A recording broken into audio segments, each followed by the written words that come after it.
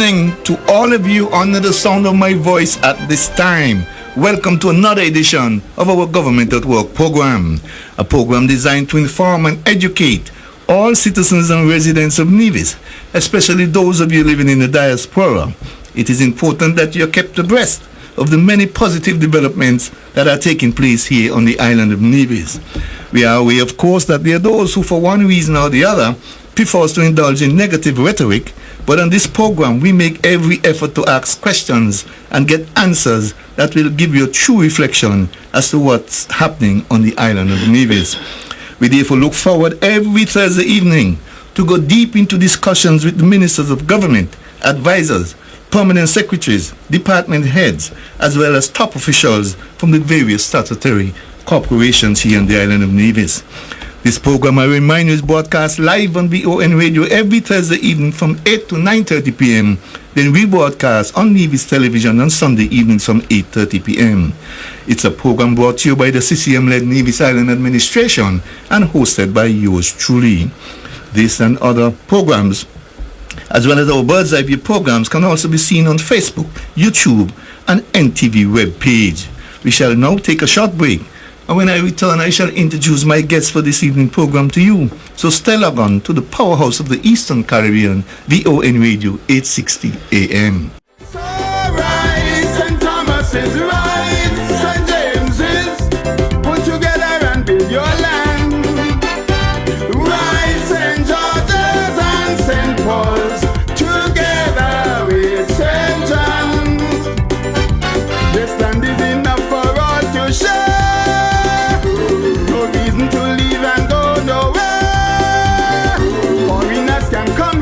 From America and England, there is something mighty sweet about my land. And if the foreigners who live here can insist that it's here they're from, then I swear I'll never leave my native land. One people, one country. Welcome back. Folks, I am pleased to have as my guest this evening the federal representative for the constituency of St. James and St. Thomas's and special advisor to the Nevis Island Administration, the Honorable Alexis Jeffers. Honorable, Happy New Year to you and welcome once again to the program Government at Work. Thank you very much, Keith, and let me extend Happy New Year to you as well. I send that back to you tenfold. Let me say good night to all of our listeners and viewers at this point in time, and also extend best wishes for the year 2025 and beyond. And hopefully, Keith, we can be around next year to wish each other a Happy New Year as well. And that will be God's blessings on us. Yes, thank you for inviting me here again this time around, Keith. And I will say that it is always my pleasure to be here. And I was your first guest, and I say it over and over again. Yes. And it's always a pleasure to be in your company. And we should have a fruitful discussion this evening. And thank you once again. Definitely, we should have a fruitful discussion. And I want to invite you more often on the program, because indeed you were the first guest, my first guest, and you know we did this together in the early days. Yes. So we need to do it a little bit more often as we go forward. Now, I want to focus your attention in this first half of the program on the proposed upgrades to the Vance W. Amri International Airport and its surroundings. Let me start by asking you this. You have held 3 consultations thus far involving and updating the general public on the status of this project. Will there be any more consultations, or that's it for now? Yes, okay. Before I answer that directly, let me first of all say to the listening and viewing public that the realization of the potential of the island of Nevis will never materialize unless we have this major development done. That is the upgrade and expansion of the Vance Amri International Airport.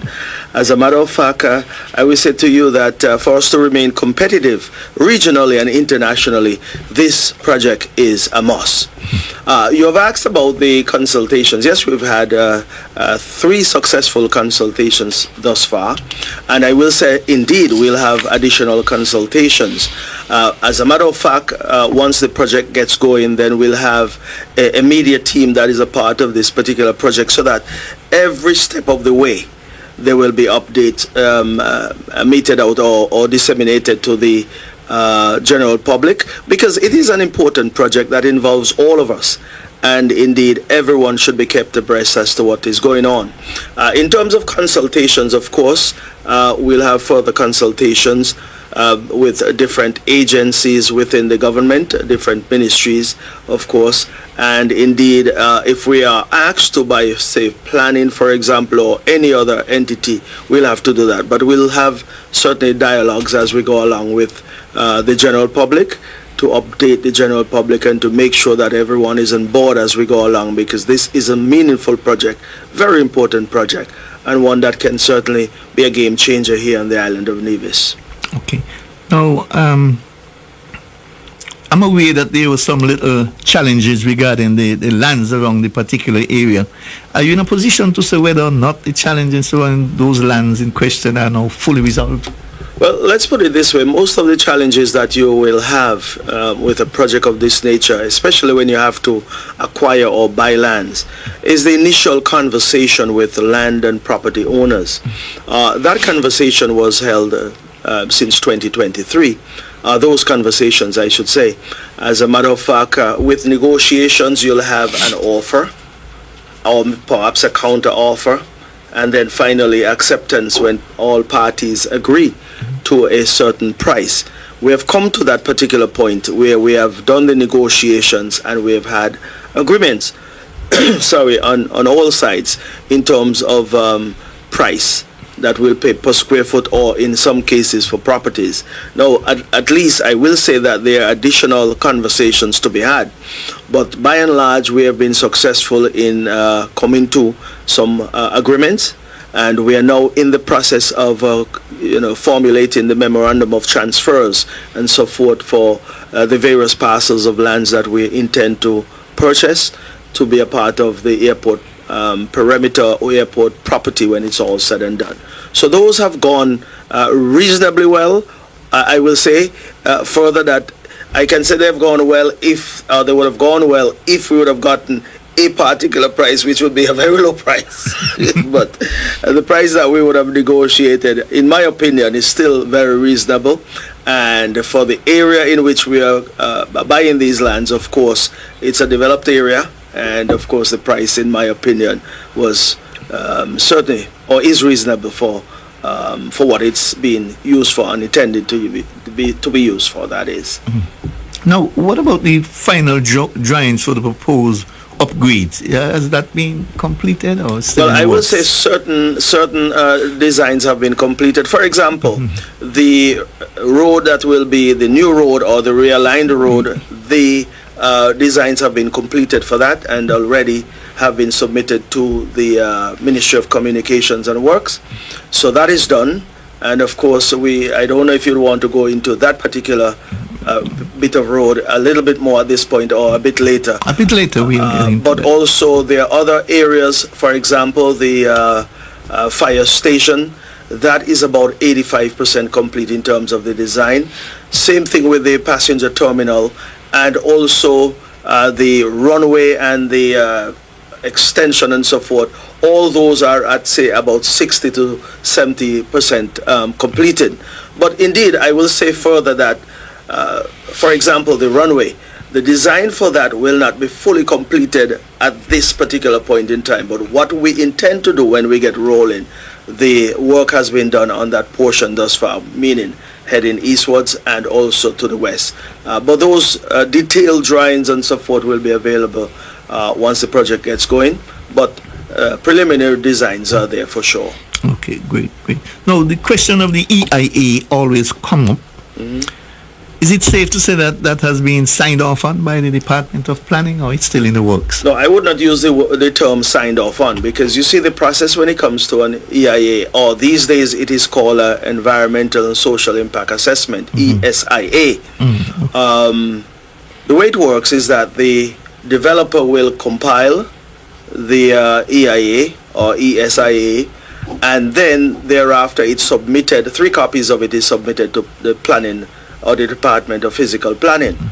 So those steps have been taken, and then the Department of Physical Planning will then place that particular document at a conspicuous location.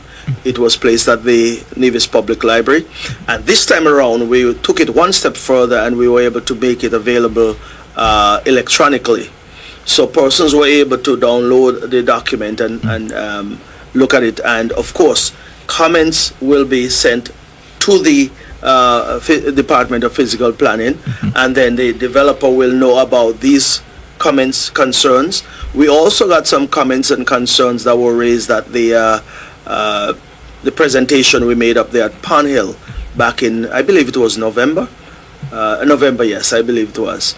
And also those were taken on board. So any adjustments to be made or correction or further steps to be taken will be done accordingly. So that's why I said it's not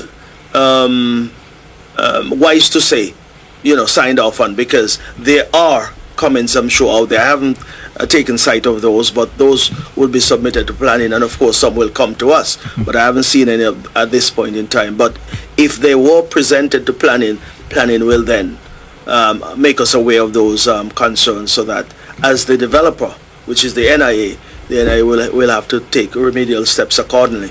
But that was a consultation that was successful. We had quite a number of persons who came and raised concerns, of course, and we are cognizant of those concerns. And of course, the whole attempt here is to make sure you can find mitigating strategies to counter and to minimize some of these challenges. But the EIA is still a document, a working and a live document out there that will have to be addressed accordingly. Okay, great.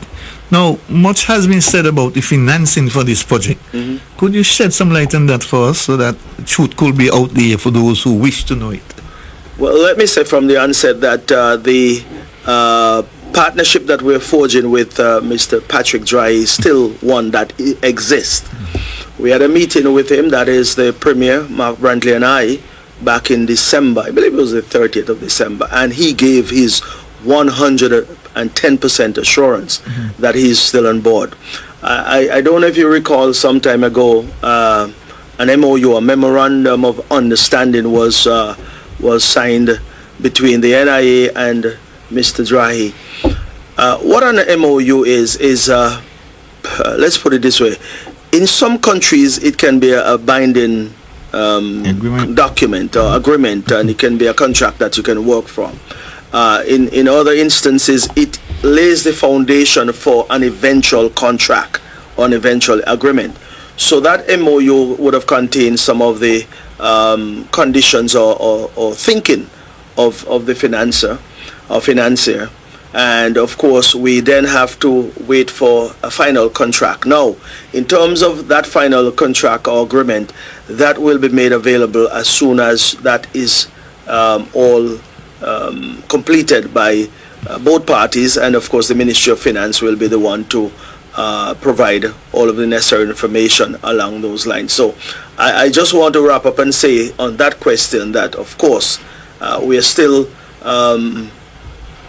working with and ensuring that we have this public-private partnership with Mr. Dry and his team. I will go one step further as well, because we have also engaged the Republic of China Taiwan ICDF, and we are seeking their support and financing for, and I'll go over all of the necessary items that will be covered by the different parties. In terms of the ICDF, we're looking to get financing or seeking financing from the ICDF for the upgrade of the passenger terminal, the construction of the fire hall, the upgrade of the control tower, the construction of the new bypass, if you want to call it a bypass road, or the new aligned or realigned road, and also the customs building, because we're removing all of the customs,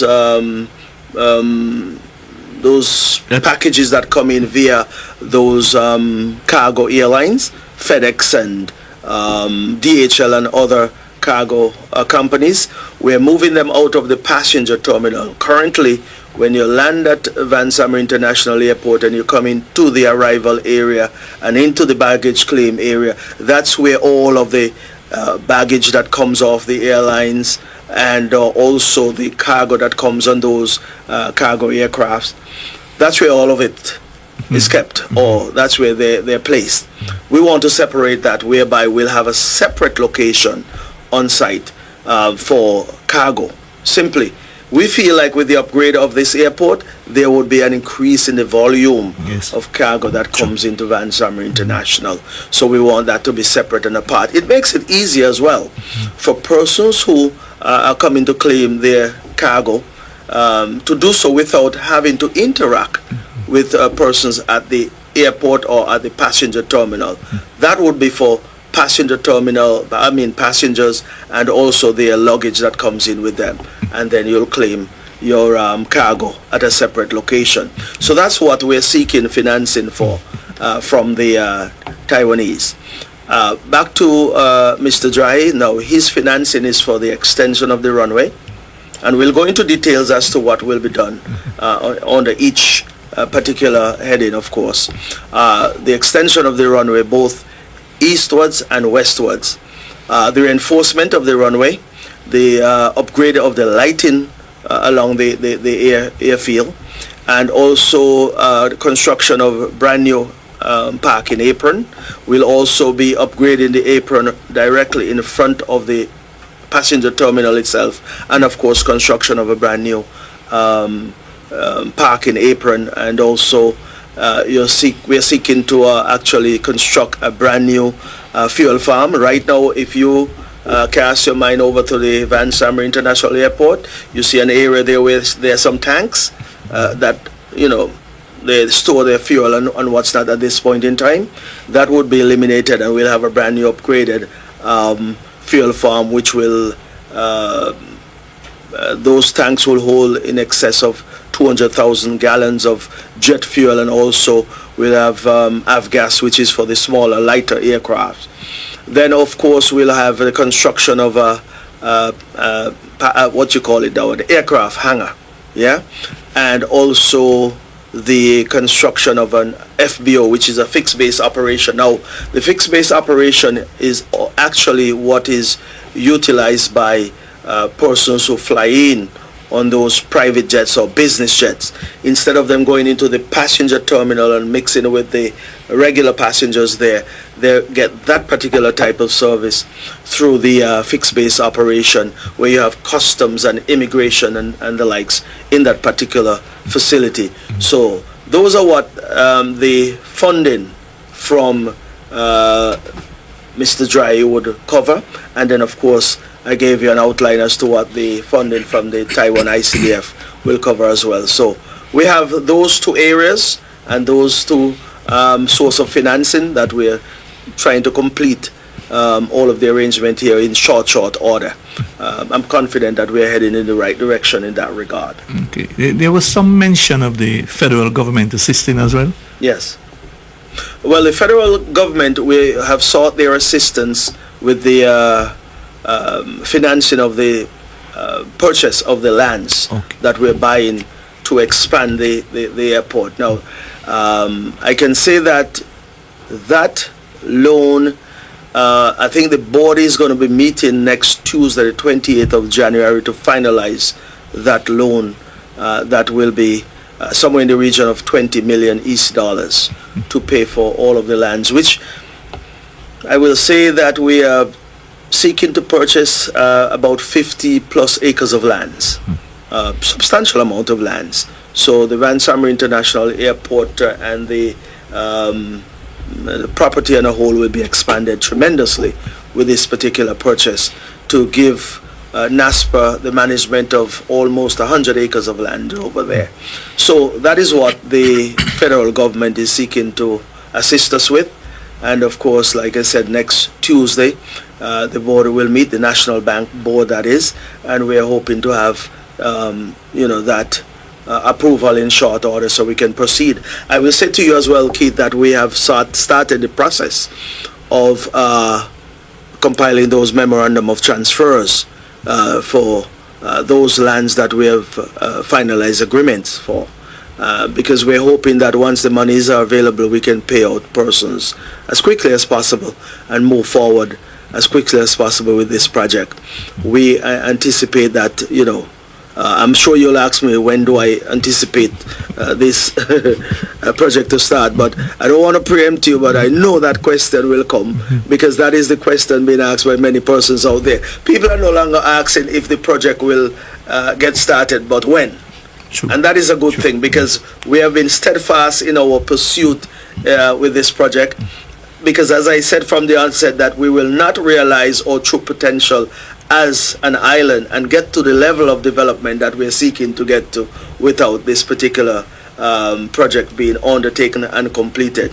So I suppose if you were to ask me when do I anticipate, this quarter we anticipate that we'll move forward with our groundbreaking ceremony and get work started over there at the Van Summer International Airport, because I want to remind you and remind the general public that we are seeking to undertake this project and have it completed by December of 2026. Okay. For that festive period, we would want to have, at least, the facilities open, ready to receive the world. Okay. And that is the plans that we have and that we're working on at this point in time. Okay, great. Now, there's some properties in close proximity to the airport. Which properties will have to be moved as a result of the pending upgrades? Okay. Well, we're not touching any properties to the north. And when I said to the north, you're talking about the seaside of the airport. Okay. Of the airport runway. On the south side, you're looking at Tire World, which is pretty much where most of the parking would be done in terms of the aircraft parking and so forth. You're looking at, there is a building that is on the southeast. Well, it's on your left hand side as you pass the top of the airport parking lot. There's a white building there with a white roof. That, of course, that property is one that will be sending the island main road as we extend towards Newcastle. The main road, that is, would go through that property. So that's one of the properties that we're seeking to purchase as well. And then those properties that, to make it easy, that are on the seaside of the island main road, stretching from where the new or the temporary fire hall, where that is, moving towards, up towards Arlene Shop and those areas. We're seeking to, at least in this particular phase, we have spoken to pretty much everyone along that thoroughfare, that we would want to make sure that we open the airport fence at this point in time. We could have done so without it, I'll say that. But in terms of the larger aircrafts that will be coming, and of course the fume and so forth from these aircraft, you don't want persons to be safe and persons to be in a healthy environment. So I believe it is wise of us. Plus, what is most important though is the fact that the control tower, with the extension of the runway, there are obstacles. They are considered obstacles at this point in time, because right now as it is, you stand in the if you were to go in the control tower and look eastwards, then you cannot actually see the end of the runway because of vegetation, those tall trees and so forth. And it has been a perennial problem over the years, and there have been a back and forth regarding these things. But we feel it is time to eliminate that problem if we are upgrading and we are seeking to attract, aircraft out of the United States, for example, and American Airlines. All these things will be looked at in terms of the safety and whether we're meeting the standards that are set by the by ECA, which is the Eastern Caribbean Civil Aviation Authority, and also the FAA, which is the Federal Aviation Authority. Yeah. So you have to be able to beat those standards and exceed them as well. So that is why we are seeking to get that side of the runway and that side of the property at least clear, so that you can see the added extension heading east as well. Okay.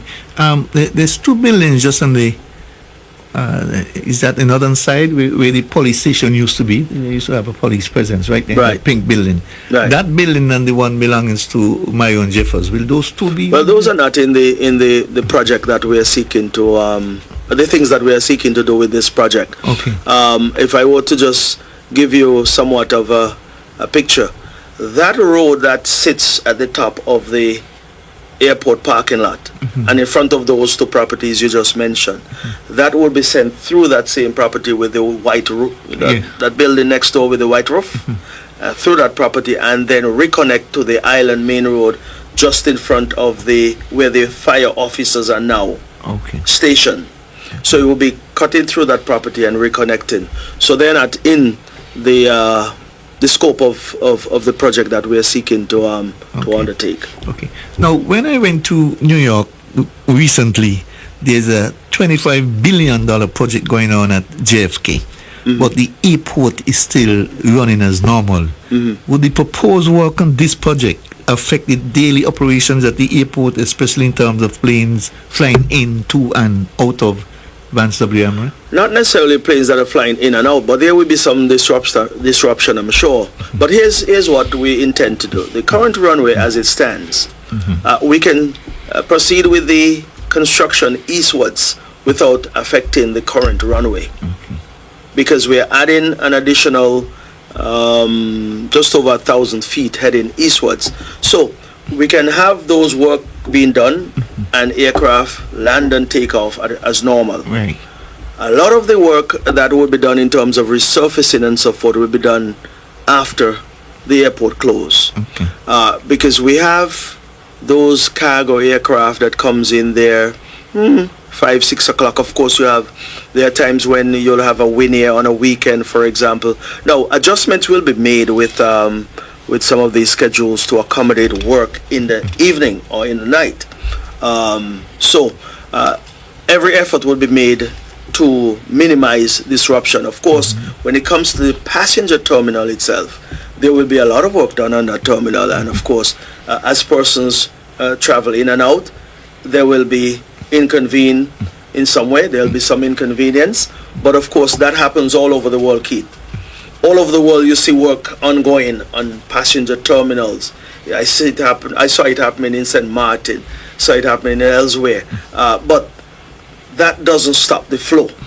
But of course, the inconveniences will be there. And the good thing about the inconveniences is that it would lead to convenience in the end, whereby we'll have an upgraded facility, one that is comfortable for passengers who are arriving and departing, and the aesthetics and everything about the passenger terminal will be so nice. So we're moving towards that. But the works outside of the terminal, meaning construction of the parking apron and also the fuel farm and the likes, all those will be ongoing while aircraft are coming and going, since they're not in the immediate pathway of aircraft landing or taking off. So but based on what the work schedule will be like, or the work plan, it will be done in such a way to minimize any major disruption and to ensure that the airport continues to function as normal. Okay, great. Now, in terms of, speaking of work, in terms of contractual or subcontractual work in this project, could you enlighten us a little bit more on that? For instance, who will be the contractors, if you know already, and if possible, some of the subcontractors? Right. We haven't selected a contractor as yet, of course. Well, you have to have money to start to talk to contractors as far as I'm concerned, so we're getting there. But like I said, whatever we do would be in short order, meaning, as I told you, there are work that is to be started, that will be started in this quarter, and at least the selection of a contractor. Subcontractors would be born out of a contractor, for example, or there are certain things that the NIA itself might very well undertake and then assign to various entities here on the island of Nevis. So the work program and what is involved will be worked out and flushed out accordingly. Now, here's the thing, Keith, that my job up to this point in time was to actually bring all the pieces together with respect to this project. You understand that we would have had dialogue with property owners or consultants who we've been working with for a number of years now. That is the Perez Engineering Group. They also there's the interaction on a daily basis with that particular group, and of course there is interaction as well with the NIA. So up to this point in time, we have been taking it step by step, And so as we go along, there are new things that would come into the mix, and we'll deal with those accordingly. But so far, I will say we have gotten to the point where we are with making sure that we cover all of our bases as we go along. But contractors, subcontractors, and persons who would indeed get work there at the Van Summer International Airport during the construction phase, all that will be known shortly. Okay, great. Let me pick your brain for a little bit. During the construction phase, how much employment do you anticipate may be generated as a result? Well, quite a number of persons will be employed, and also you spoke about subcontractors, for example. We'll have need for a number of truckers, and if a truck owner is on the job, then he's employed. Yes. Yeah, backhoe operators, excavators, heavy equipment in general, all type of heavy equipment that are needed in this particular type of work. And of course, the various contractors will be there, would have their group of employees as well. And indeed, I would think that in excess of 100 persons or more will be gainfully employed during this particular phase of the construction. That is when we get started. Surveyors and laborers and persons who would be tallying trucks and so forth. So you have quite a number of persons. As a matter of fact, we'll also have to include all those who will be working along with the contractor in terms of engineers who will be doing soil testing, who will be doing other things that are that are associated with this type of project. So in terms of articulating all of the persons who will be working there, a number of persons from various fields will be employed during the construction phase. So my guess is well over 100 persons will be gainfully employed, and so in time to come, as we go along, all of these positions will be made known, and persons or young people will just have to get themselves ready and in a position to come and capitalize and take advantage of employment when the time comes. But work will be there, and that is what this type of project will do here on the island of Nevis, and that is to increase the employment and also increase revenue for families and household as well. So it is a major project to undertake that will bring about substantial benefits to one and all. Yeah. Well, speaking of that, how do you see this proposed airport upgrades impacting the Nevisian economy in the long run? When it is? Well, you said the long run, but you have to take it step by step. Yes, Near run, I agree. medium run, and long run. In all areas, this would have a significant impact on the economy. We just spoke about the construction phase. During the construction phase, of course, there'll be employment. Money is going into the economy every day, because of course you'll have to procure materials for the construction phase, whether it's concrete, whether it's building material, whether it's importation of items that are needed for various parts of the project. And indeed, persons will collect their paycheck at the end of every 2 weeks or every month, whatever the case might be. They collect their monies, and they'll have to be paying social security deductions and the like. And once they collect their paycheck, then they go to the various shops and bars and supermarkets, pay their mortgage, pay their bills, pay whatever. So in terms of the impact on the economy, there's a multiplier effect to a particular project like this. Yep. Every aspect of the economy, every area of the economy will be impacted in a large way, and also in a small way, in every possible shape and form. Okay. So that being said, that is the construction phase, which we consider to be in the near term. It's about 18 months, but we want to go beyond that, because of course this would seriously and positively impact our tourism product and our tourism sector. Keith, I will say to you that there are persons who are seeking to come to Nevis, but to get to Nevis they have to go to different countries or islands to get to Nevis, meaning you're trying to get to point B, which is Nevis, but you're leaving point A, the United States or wherever the case might be, but you have to go through Antigua, through St. Kitts to St. Martin to get to Nevis. That is a serious impact, a negative impact on our tourism product in terms of going out there to spend money to advertise Nevis and say, come to Nevis. But when asked, how do I get to Nevis? You'll have to get on a plane in Miami and then go to St. Martin or go to St. Kitts or go to Antigua and then fly over to Nevis. In a sense, persons can tell themselves, I can leave Miami and go to Nassau, Bahamas, whatever the case might be, Jamaica or wherever, close by, which is just a hop or a skip or whatever the case might be, point A to point B. So in the medium term, we are seeking to build our presence in the international market by ensuring that we're providing that ease of access to the island of Nevis. I'll go one step further. For example, let's say 3 o'clock our time here tomorrow morning. Persons are getting on a plane in California. Let's say 3, 4 o'clock. I think they are 4 hours behind us right now. So they're getting on a plane, to fly to Miami. Get to Miami the early hours of tomorrow morning, and then they'll come to St. Kitts, for example, and then take a boat over. Some people like that particular feature, some don't. But I give you that example to tell you that a person like that, or traveler, or tourist, potential tourist, look at that, and it's a good distance. But they'll come, yes, but we want to make it easier than that. So when they get to Miami, they're coming straight to Nevis. Okay. And that is the point I'm trying to make. When you get to Miami, just as it used to be in the past, when a person left the mainland, the U.S. mainland, they came to Puerto Rico, and from Puerto Rico to Nevis. And I was happy to hear one of the principals that is involved in that hotel over there in Uwali, that those were the days when the American Eagle was flying out of Puerto Rico. Those were the days when they made the most money. True. Because persons were leaving Miami into Puerto Rico and then straight into Nevis. People want to get to their destination quickly and easily.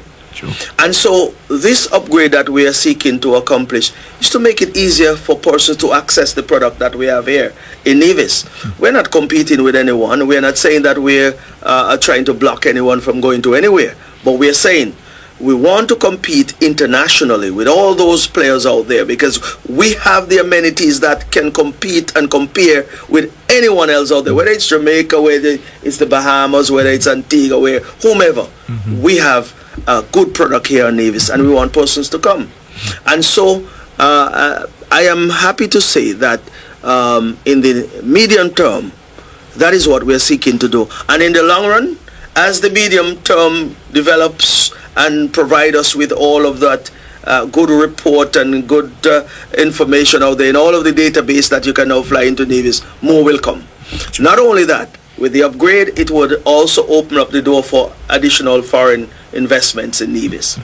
And what I mean by that, it is time for us to get another hotel here on the island of Nevis, no doubt.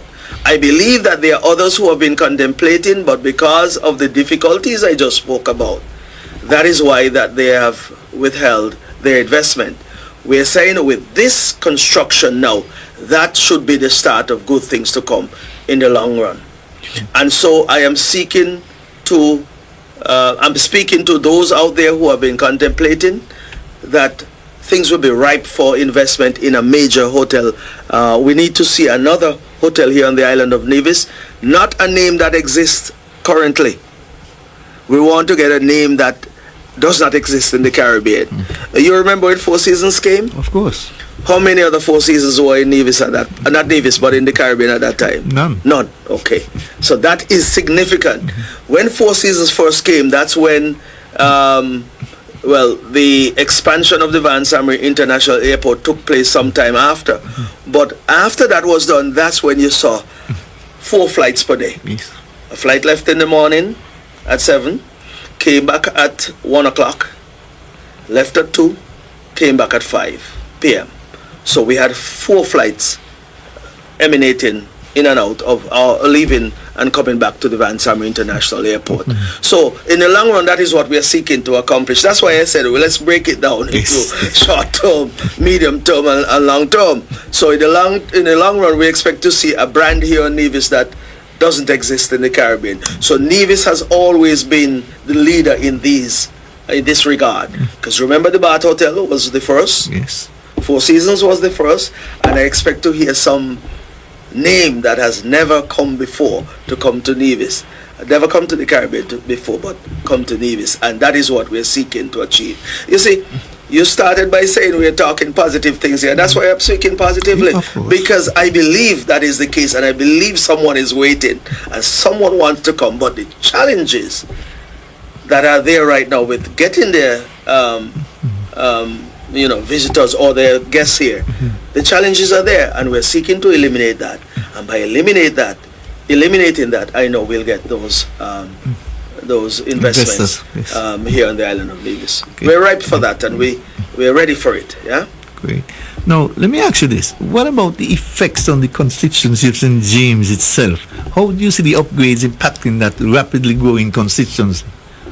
Well, it will be huge in the sense that the property itself, the airport property itself, of course, it is in need of a facelift. It needs to be upgraded so that it can look better to start with.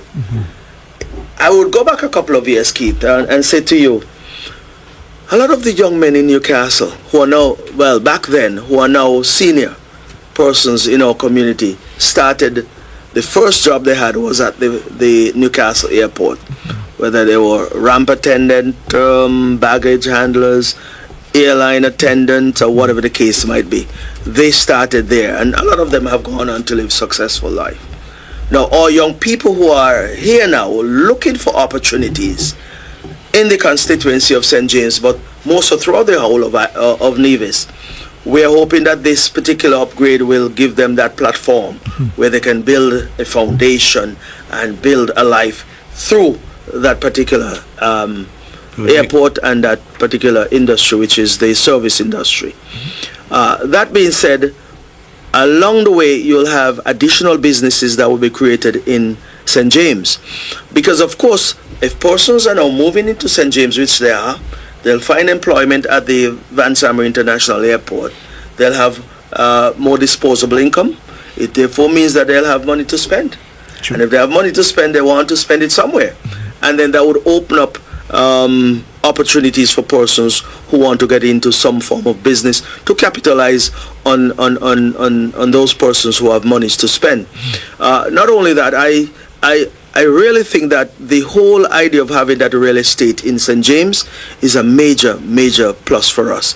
I make the joke sometimes, and I say that by the time we're done with that airport, since we now have that seaport down there at Oale, well, we have all of the amenities as a constituency to separate from the whole of Nevis. It is a joke, eh? Yes. But we have a university.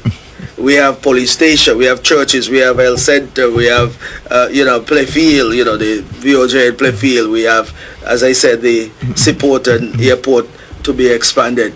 And we have all the amenities over there to suggest that we can proceed on our own, but that's not the case. But I'm just making joke with that. But it's good to see these developments in our constituency over there, the constituency of St. James. And that is why I have to mention this, because sometime last year, the leader of the NRP and those in the NRP who are much older than some of us, and that's why I'm stressing the young people who will be getting an opportunity to find employment in the construction and also at the end when the airport is in full operation. Those older folks, and I'm not knocking older people, because I cannot understand for the life of me why on a Friday afternoon in the hot sun these persons would have gone up to the airport with their placards and suggesting we don't want an airport expansion. When in truth and in fact we are doing this to ensure that our young people leaving school, or young people who are thinking about coming back to Nevis after they completed their studies abroad, that they have opportunities in their own land or in the land of their birth. And that is why I just cannot understand why anyone will be opposed to such a project, and this particular project that is. So when that protest was taking place up there, I looked at it and I looked at the face of all of the persons there. and all of them would have gone beyond their prime, so to speak. But I am thinking about those young people who are coming up, who are 19 years old, 20 years old, who have their full life ahead of them. The opportunities have to be there for them to at least build a life here in the island of Nevis and to be the face of Nevis at that particular airport. Because when persons arrive, you'll meet your immigration officers, you'll meet your customs officers, you'll meet your taxi operators, you'll meet airline attendants. So these are young people who will be meeting these folks. And keep in mind, there's a saying, you never get a second chance to create a first impression. True. I've heard that for all my life. So those are the young people we are catering to, and those young people who will eventually find work there to be here, whatever it is, a refueler, or work at the FBO, work on the ramp, whatever the case might be. Those are the ones that I'm happy for, that we are creating this opportunity for them to really grow in this island and be the face of this island going into the future. We're old, Keith. Not so old. Well, I'm 56 years old. But I still feel young, eh? Anyway, and that's why I'm thinking young and thinking for the young, and believe that the young people should have their space and have their time to excel, and also to make sure that they carry on that legacy that persons like you and I would have built on based on the experiences of the past and those who would have gone on before us. It is like a relay race in life. In life, it's a relay race. You pass on the baton. Yeah. So we're going to pass on the baton someday to those young people so that they can run with it, and then they'll eventually pass it on thereafter. So that is what we're seeking to do up there in at the Van Summer International Airport, which will have a huge impact on the constituency of St. James and by extension the entire island of Nevis. Sounds good to me, very good to me. Folks, you're listening to Government at Work. My guest this evening is the Honorable Alexis Jeffers. We shall take a short break, and when we return, we shall continue with our discussions here on Government at Work. So rise, St. Thomas is rise, St. James is put together and build your land. Rise, St. George's and St. Paul's together with St. John. This land is enough for all to share. No reason to leave and go nowhere. Foreigners can come here from America and England. There is something mighty sweet about my land. And if the foreigners who live here can insist that it's here they're from, then I swear I'll never leave my native land. One people, one country. Welcome back.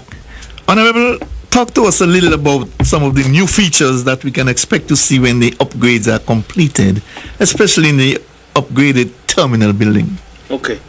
Well, I went through, like, not in details, but I'll go into details now in terms of what will be accomplished over there. Right. In terms of the runway, well, we'll see the expansion of the existing runway to a total length of 1,850 meters, which is just about 6,070 feet. We'll expand to the west, which will be just about 860 feet to the west and 1,207 feet to the east. So that will be the complete runway in terms of asphalt, and of course you'll have an area for aircraft to turn at either end of the runway as well. Yeah. There'll be some sea construction, some work done in the sea at the western end of the runway. And then, of course, we'll be doing some rehabilitation work of the apron, as I said before, in front of the terminal itself. And construction of new taxiways. There are 2 brand new taxiways that will be constructed, along with a brand new parking apron, which is in the vicinity of, as I said before, Tire World and that area. Those areas, right? Additionally, the entire perimeter of the airport property will be refenced, brand new fence. As it is right now, you pass there, you see what it's like. So that will be torn down and brand new fencing will be done of the entire airport perimeter. which would be about 14,800 feet of fencing will be done over there as well. There will be the replacement of the existing airport or airfield lighting. So brand new LED lighting will be installed. And of course, the pavement itself, the runway will be reinforced because of course you're getting heavier aircraft. And the aircraft that we're seeking to attract here on the island of Nevis, which would be perhaps the largest that will come, will be the Embraer 175. That particular aircraft carries a maximum of just about 76 to 80 passengers, based on the configuration of the seating and so forth. Indeed, we'll have all of the business jets, all of the major business jets that fly throughout the world will be able to land there. You have the Challengers, the what you call it now, the global 7500s and 7000 Learjets and Gulfstream. All of them will be able to land there and take off from that airport, the completed runway, full of passengers and full of fuel. And that has been the challenge over the years, whereby aircraft would have had to leave here and go to St. Kitts, for example, for fuel, go to Puerto Rico or other destinations, St. Martin, to get fuel. Those tend to create difficulties for aircraft owners. That is not why they buy their aircraft. They buy the aircraft to go from point A to point B and do so in a quick period of time and not have to waste time elsewhere. So there'll be also improvement in the drainage systems around the airport. If you can recall, over the years we've had issues with flooding in the area. So I believe there are about 9 different water courses over there. All of those drainage issues will be eliminated with this upgrading the drainage systems around the airport perimeter. And also I spoke before about the realignment of the main road that currently runs in front of Tire World. That will be eliminated since they will be considered parking areas.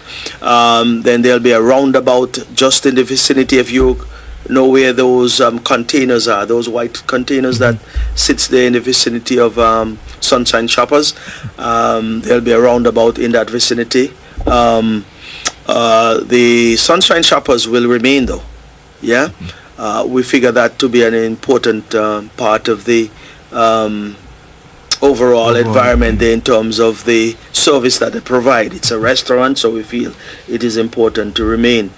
Brand new fuel farm, like I said, will be built, which will be on the western end of the airport property. And indeed, a new fire hall that I mentioned before, that will be built. If you cast your mind up there to the airport, you know where the existing the older fire hall is. There is an open space there, which is between the new temporary fire hall and the old one. There's an open space there. That's where the new fire hall will be built.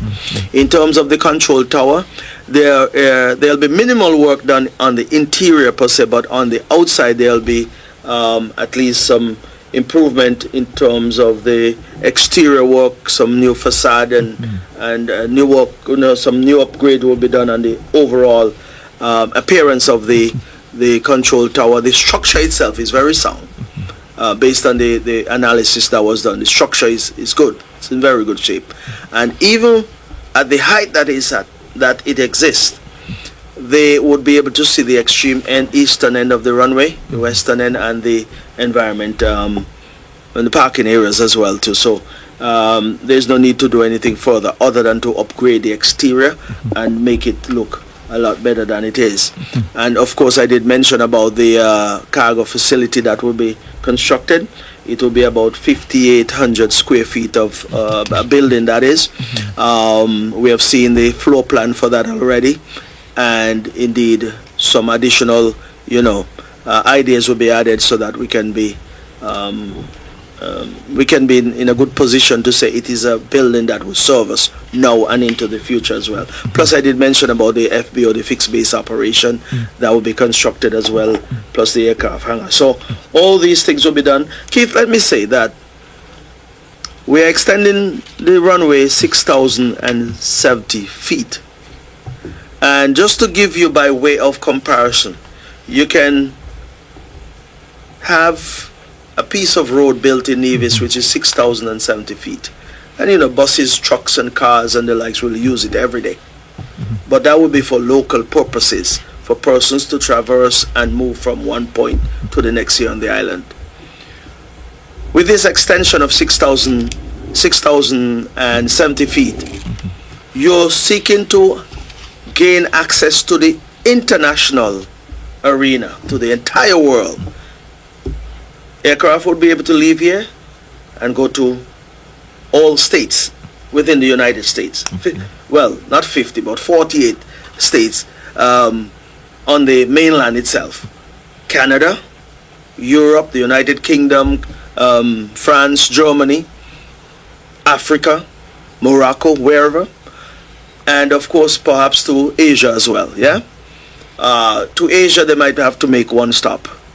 But, you know, they can leave here and make one stop and then on to all parts of Asia. So, but I know they can leave here directly to Europe because those global 7500s can fly for up to 15 hours. It's 8 hours to Europe. So, 15 hours, any destination, they can get you there, yeah? So that is why I say it is a huge quantum leap forward, if I were to categorize it that way, when you extend to 6,070 feet of asphalt that will be used at the airport as against here on the island. We love our roads here on the island, yes, but it's for local use. But this is for regional and international use, and also to South America. I didn't even mention South America, to Argentina, Brazil, and the like. So this would open up the island to huge things, to the entire world. And that is the big difference with what we're doing as against merely building a few roads here and there. So this is big business I'm talking about. Okay, great.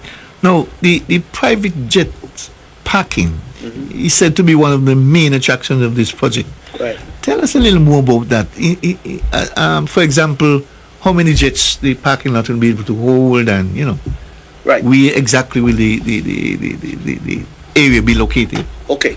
So I did mention before that that area, Tire World and heading westwards, all those lands heading west along the island main road. This is on the south side, the mountain side. Right. You come around the bend down here where the Woods property is. Right. And then midway, so to speak, between the Mount Nevis entrance and that corner that I spoke to you about by the Woods, then that's where the road, the actual island main road, will cut through those lands and headed all the way over towards the back of Sunshine Shoppers. Okay. So all those lands on the seaside of the island main road will become airport territory. Right. So in terms of parking area, in front of Taiwan, all those lands around there will be considered parking areas, and we're seeking to, at least in the initial stages, to have apron the size that can accommodate up to 50 of those private jets, because you'll still have some parking for smaller aircraft in front of the passenger terminal, but down here by the Tire Wall area, and I'm using Tire Wall as reference, but all those areas there we're seeking to purchase, all there would be parking areas for. At least it can accommodate 2 of those Embraer jets at any given time, along with at least 50 of those private jets. So more than enough parking will be there to start with. And as time go by, as the years go by, and the business at the airport increases and the demand is there, then of course you'll have lands to expand further. So there'll be space. Okay, great. Now, let me ask you this. Would the proposed upgrades affect the Newcastle fishermen in any way? Yes, and I have to be very clear about that, because initially we were hoping that it may not. But you see, with some of the challenges that you're having over there is, you know, these birds, these, what do you call them, seagulls or whatever they are. Once you're cleaning fish and that type of environment, it attracts these birds. Now, if you were to follow news items in recent years, you would realize that there are times when these aircraft, upon taking off, will ingest some of these birds, create difficulties. And we're seeking to eliminate that. But of course we have an option, an alternative for the fisher folks over there in Newcastle. About Herbert Beach, in the eastern corner of the Herbert Beach lands, we're seeking to relocate them to that area. So there'll be an alternative available to them, but it will be a major challenge to have them in and around airport environment, because it will certainly create a problem and a challenge there for sure. So we have said that before. Initially, like I said, we were thinking we may not have had to do that, but as it stands, we'll have to do that, and that will create some concerns, I'm sure, by folks. But we are not leaving our fisher folks, hanging, so to speak, or without a home. But they'll have a home when it's all said and done. Okay, great. Now, the sea, as you're aware, has started to erode some of the lands going towards the Newcastle Bay Marina area, where the Pizza Hut is. Will there be some protection put in place in that area, seawall, fence, perhaps? Absolutely, because what it is now, every airport have a perimeter road in the event of emergency. So as it stands, there will be a road on the outer perimeter fence of the airport property. So through that same area you're talking about, there will be some city fence done, so as to put in the road to run along the fence all the way up to the extreme end of the airport fence at the eastern end. So you'll have that road coming at the bottom at the western end, and it will make its way all the way up. So that existing road that is over there right now, that take you to the Pizza Beach, that road will be, of course, upgraded, and it will form part of the perimeter fence, perimeter road, that would take persons from the airport or, security and whomever, emergency vehicles, whatever the case might be, will be able to traverse that area. So there will be some work done to ensure that there is some city fence there and some revetment put in place so as to protect the airport property and also the road that will be constructed there. Okay, great. Now I want to go back to the road, because you mentioned the road, the diversion road, quite a bit. When you come off the Catalan part, the smooth road end right here, is that where the turning is going to be to go? Well, not exactly, but I'll you go further give down. it another 100 feet, thereabout. You go through the Chatterton's land. Go through the Chatterton's land, exactly. Okay. So add another 100 feet onto that, and then you'll have the turnoff right there. A beautiful intersection will be put in there as well too. Plus, you'll also be able to continue towards the corner, and then to the back of the runway, and then connect to the same road in front of Jiff. That same road that takes you up to the marina. Newcastle Marina. Yes. So just imagine that road extending, going west to the back of the runway, instead of what exists now. You go down towards Drift, at the back of the current runway, that road takes you down to Drift. Yes. Take that road up and put it to the back of the extension that we'll be doing. Okay. And then you'll have that perimeter road that takes you to Drift, and then all the way up to Newcastle Bay Marina, and all the way up to the gut. Yes. We call it Nisbet Gut, or whatever you want to call it here, and then back onto the main road. So you'll be able to make that connection. Great. Now, Honorable, I want us, because we have exhausted the airport section, I want us now to reflect for a bit on some of the projects that you would have presided over when you were the minister responsible for those projects. Because it is quite easy for one to forget the contribution that you would have made when you were the minister in charge a mere 2.5 years ago. You were the minister responsible for agriculture, lands, housing, fisheries, etc.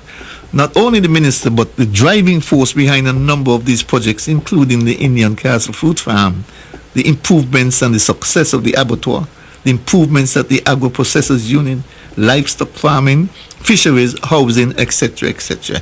I want to look at the improvements that has been made in those areas thus far and get your feedback on where they are currently, starting with the fruit farm at Indian Castle.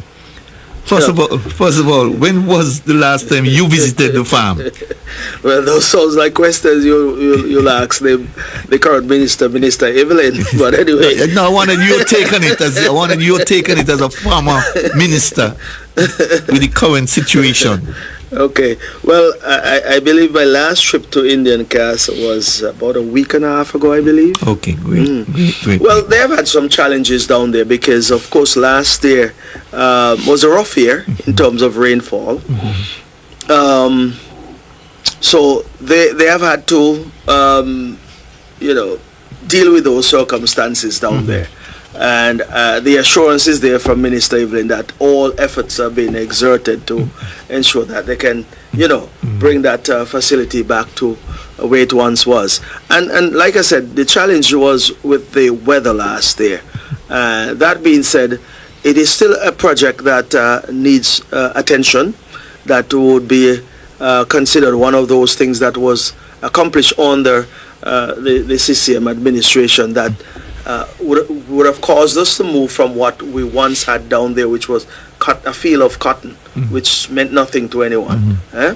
But what we have done down there in terms of the procurement of over 5,000 coconut trees and planting of banana trees, mango trees, punganut apple, sugar apple that is, and also soursop. We have had some production down there. And even watermelon, there was a huge producer of watermelon down there.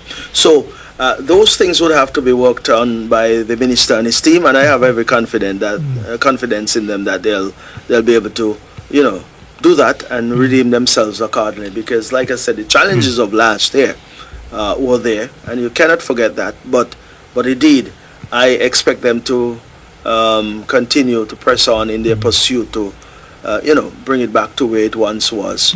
And that's why I said that when in life and in everything, in organizations and so forth, the baton is passed on, and you expect the baton to be taken and run with in terms of moving forward. And I have confidence in the folks who are putting out the effort down there. I still want to congratulate those who are there, who are trying their very best every day. And if I can go down and give some ideas, I will do that, which is not a problem for me. And I love going down there because back in the day, I used to go there every Tuesday morning, for example, and walk around and get my exercise and impart some knowledge and give some motivation to the guys who are there. So I expect all that to be done continuously so that we can continue to have, some return on our investment down there, which I'm certain that Minister Evelyn and his team are working towards. Yeah, I have no doubt they will do their best as well to achieve that goal. But I wanted to get your feedback on these things. For example, the coconut trees, no doubt, are the highlight of that farm. But are there any particular fruit trees that are going better than expected or not going as well as you had envisioned? Well, when I was there, everything was growing and growing well as far as I'm concerned. Like I said, the challenge was the difficult situation with the water last year. You see, plants are just like human. Yep. They need care and attention. And of course, the effort is there now to make sure that the care and attention is there. Water is and nurturing of the plants are important, and that is what they're doing. So, as it is, there's some trees down there, coconut trees that is, that already have jelly on them. Yeah, we already started fruiting. Yeah, and we have had a substantial amount of soursop that has come out of down there, along with gooseberry and bananas. So we'll get back to those days. I see it in the making, and that is why I'm just giving my word of comfort and word of encouragement for the team to continue to press, because that is a signature project that has to be kept alive, have to be kept going. So I expect the best out of all of the folks who are involved. Yeah? Okay, great. Now, the abattoir is an area that is doing wonderfully well at this time, producing some quality products. But there are those like me who believe that the time has come to take the production to another level in terms of its quantity and its export market. And your thoughts on that? Well, you see, to get to the point where you're exporting anything, you have to have an abundance. Yes, that's where it's an abundance of whatever you're producing to export. For example, any product that is produced that is made from beef, then you have to have a good stock here. I mean, a good herd. You know, a lot of you have to have your herd up to shape and a good supply of beef from your farmers or your livestock farmers. Even mutton, in order to produce or the abattoir to have anything to produce and to bring to market, there must be a substantial amount of mutton available to them. Chicken the same way. So in essence, I would love to see items being exported on a regular basis. There are some items like ground beef, for example, make its way to the supermarkets in St. Kitts, like Value Mart and so forth. And I'm sure persons who come to the island will purchase some of these products like sausages and bacon and the likes and take them with them. But you're talking about exporting, and at the level that you're speaking about, we need to have more supply. You have to have the supply available to you. And of course, in everything, you always hear that we should be seeking to substitute import or import substitution. I, for one, in all of my discussions, I always said that that is a broad discussion to have about import substitution. What I want us to do is to focus on what I believe we can produce enough of that we can consume locally and export.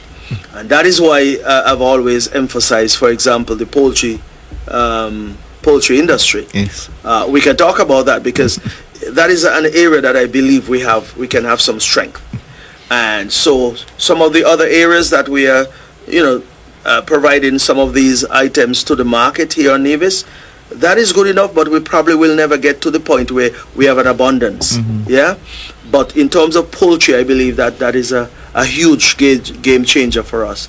And that is where I would want to discuss in terms of even the abattoir or a facility that will accommodate that type of production, really. And we can discuss that, and that would be one that I can certainly tell you what my feeling is. Okay, we probably have to bring him back another time to talk about that because we're fast running out of time. But I have a couple other things that I wanted to touch base with you with.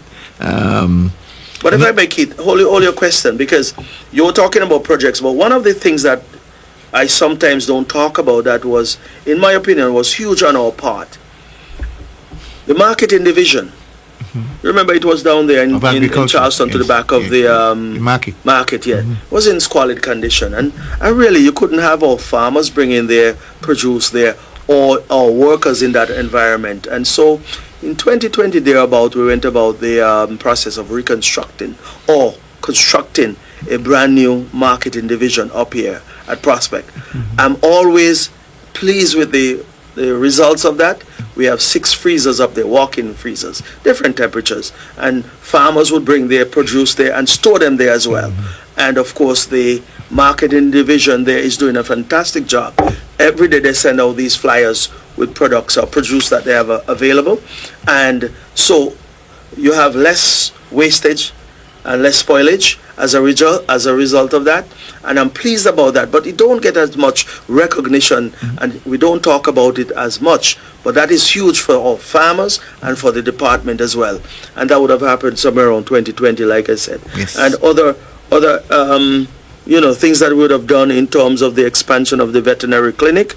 Remember that piece of building was there for about 40 years before the expansion was done. Yes. And of course, we would have done other things of procurement of different pieces of equipment and so forth. So we did a phenomenal job. And of course, Minister Evelyn can take some credit as well, because he was there between 2013 and 2017 as the permanent secretary, and he would have done a phenomenal job at that point in time as well too. So I expect him to use all of the expertise that he has, all of the experience that he has, and press on with agriculture to take it to higher heights, because I do feel like agriculture still have a major part to play for overall development here on the island of Nevis. I mean, it gets a lot of lip service, but it also needs a lot of effort to put it to the level where I know it can be, because we have to we have to think about the difficult days and the challenging days that are to come. Yep. And we must be able to feed ourselves. If I were to say quickly as well, I know I'm holding you back, but Go ahead. I remember in 2020 when COVID hit, the whole world was in disarray. A lot of persons in Nevis would have gone to their backyard and started farming, planted long-term trees or crops like jelly and soursop, all those type of things, and had a little backyard. And a lot of persons were displaying these things on Facebook. Yep. So you go on Facebook, someone have this bunch of banana, or they have this lovely looking soursop, or some, what do you call it now, some peppers, or even some herbs and thymes and so forth, right? But I'm not seeing that now.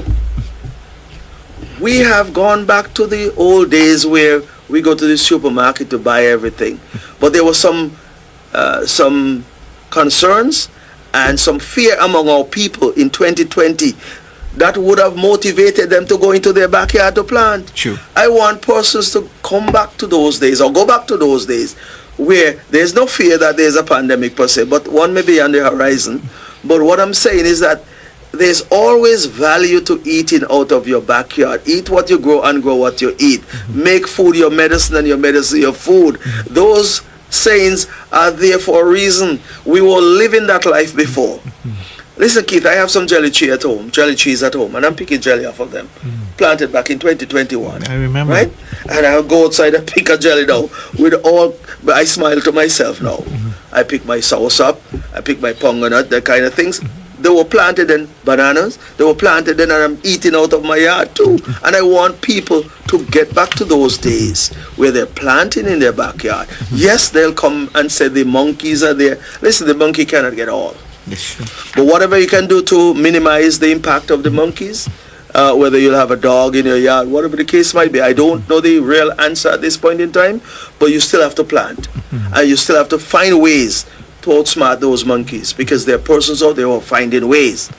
But that being said, do not let that be a deterrent for you to go and plant, because you must be able to eat out of your backyard. We have enough space here in Nevis for everybody to eat something out of their backyard. If you exert the effort, the results will be there for you in the end. So you had a question for me, sir. Well, we have taken up most of the time, but I want to get in this question before we take a look at this particular project that took place under your watch, as was mentioned earlier. And that is the Wally Pier. I mean, it has turned out to be such a success story that it deserves to be mentioned every time, right, especially since you were highly criticized when you decided to proceed with it. And that, of course, is the Wally Pier and its surroundings. When you look at that particular project, what comes to mind, really? Well, let's put it this way. I've gone beyond that. I'm just kidding. The success of it really mean. Keith, you're right. Not only myself, but the entire administration took a lot of knocks back then when we started that project back in 2016, 17, thereabout. We had our challenges. We had our challenges from all areas. Project would have started and had to be stopped for a few reasons. But what I'm going to say to you is that what I'm seeing over there now and the overall impact of that project on the island of Nevis and the Federation of St. Kitts and Nevis is one that warms my heart every day. I spend some time there just standing and watching the movements and marvel at what I'm seeing, because that is a game changer right there. Right over there, that's a game changer. Let me say, Keith, between May of 2019 and December of 2024, over 960 plus thousand passengers have passed through that facility. I am thinking that by the end of March, there about 1 million passengers would have passed through that facility. That is significant. Of course. And that is something that tells me that the vision of the CCM in government then, back in 2016, was the right thinking. Of course. It was visionary. And when I see the overall impact, not just with people moving back and forth, but what has mushroomed out of that particular facility and the movement of people, you have boat operators making money, And some people don't like to hear me say people are making money. People are making money in Nevis. Of course. Enough money too. Yeah, and sorry to put it that way, but people are making money. And I am not at all jealous of anyone. I'm happy for every single person who are making money here in Nevis. Because money is what you need to pay your bills and to live, right? Of course. Okay. So both operators, NASPA is making money, taxi operators are making money. People come to Nevis just to eat a dinner. So restaurants and bars are making money. Of course, Social Security would collect their Social Security contributions. And indeed, guest houses make money. Money is being made all around. People leave here to go to St. Kitts to work, they make money. People leave St. Kitts and come to Nevis to work, they make money. Some people are making a living out of that particular facility. And listen, that has been one of the biggest success stories here on the island of Nevis. And some may talk about Four Seasons every time they talk, where we can talk about that same facility every time we talk. Yes. Yeah, Four Seasons is a different type of investment as against this one. That was private investment. This is an investment made by the government, by the CCM-led Nevis Island administration, and it is an investment in the people of Nevis and the island of Nevis. So that is a much larger investment in terms of what the overall impact and the returns have been over the years. And it would continue to grow as the numbers are suggesting. An average of about 23 to 25,000 per passengers pass through that facility every single month. And I want to impress upon all those who work there, all those who offer services there, to continue to offer service at the highest level, so that we can keep the standard that I'm seeing there, keep it up and keep it going, because the environment is clean. While I'm at that though, let me implore our drivers, persons who drive and traverse to the area, see it happening every day, where persons who know what exists there would come through there as the old people would say, with breakneck speed. It's not necessary. It's not necessary, Keith. A disaster is waiting to happen over there, and I don't want to see it happen, and I don't want to hear it happen, because it cannot end good. But persons are driving through there at breakneck speed, and I don't even know who they are trying to impress. They're not impressing me or anyone. But once you come over the hill there at Hurricane Hill, you must know that the facility is ahead of you. Right. Once you come around by Gin Chop area, you must know the facility is ahead of you. And so I am asking our drivers to take your time when you come through that area, because I do not want to see anything happen over there. Maybe we should think of putting in some speed bumps in that particular area. That might be the answer. You can also put up some stoplights to slow down the traffic. That's true too. Well, in some way, but you can do all sorts of things. But it starts with responsible driving. Everyone who sits behind the wheel to drive, they must be responsible, and they must think about the other driver and the pedestrians that use the road. And so it starts with us as responsible drivers, all of us. And I raise my voice when I'm talking about that, because it should not be the case where we have to be talking about these things, because we understand what we are coming upon when we're driving in that area. And you have to slow down. And not only that, I'm speaking throughout the whole of Nevis anyway, but I'm speaking particularly about that area. I don't want to see, because there's some pedestrian crossing there, told them. Yes. So what are you going to do? You're supposed to be approaching a pedestrian crossing with the thinking that someone might be ready to cross. True. So I'm asking us to be responsible. Great. Now the final leg of that project is the development of the parking area. What can we expect to see, or when can we expect to see that becoming a reality? Yeah. Well, the Nevis Island administration will have to speak directly to that. There's some cleaning that was done recently, though. Yes. On the north side of the facility. Yes. That was overgrown and so forth. Yeah, that has brought some light into the place and added some additional parking. Yes. That area, though, would have to be paved and have a hard surface, along with the opposite side of the facility where there's the parking area. All those work need to be done in order to ensure that we have safe and proper parking. And also, some may say, well, you want to charge, but perhaps it is for NASPA to make some small revenue, because the lands were bought at a cost of 1.9 million EC dollars So there must be some way to recover some of that money, True. or those monies. So it is for the NIA to come up with the final plans on those, but the work has started already in terms of the design of the parking space over there. So I'll let those in the NIA speak directly to that, because I don't know what the discussions are around the table as it is. But the whole idea previously was to make the surface a hard surface, mark it properly, and secure it in such a way that at least there may be some way of collecting some small revenues to pay for the upkeep and to pay for the lands that were bought and what's not. So they'll determine that accordingly. We didn't get a chance to touch the housing development here in the island of Nevis. I mean, you would have spearhead the efforts in that regard, especially at Madden's.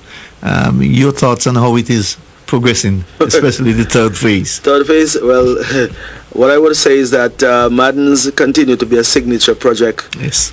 in the housing landscape here in the Federation and beyond. True. One of the better housing developments that you'll find anywhere in the sub-region. From what I understand is that pretty much all of the lots, even up to the third phase, are gone. That shows that there is a demand for housing here on the island of Nevis, and I believe the Minister Evelyn would have articulated how many houses he intends to build for this fiscal year.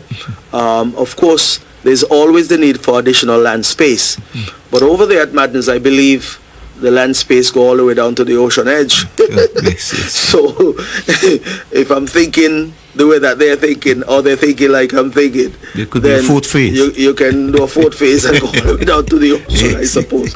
Because once the demand is there, you have to find a way to fulfill the demand. All young people are seeking to own their own home, True. and more power to them, and I appreciate that type of thinking. And so if they are on that particular line of thinking and on that pathway, let us provide the pathway make the pathway available to them to home ownership.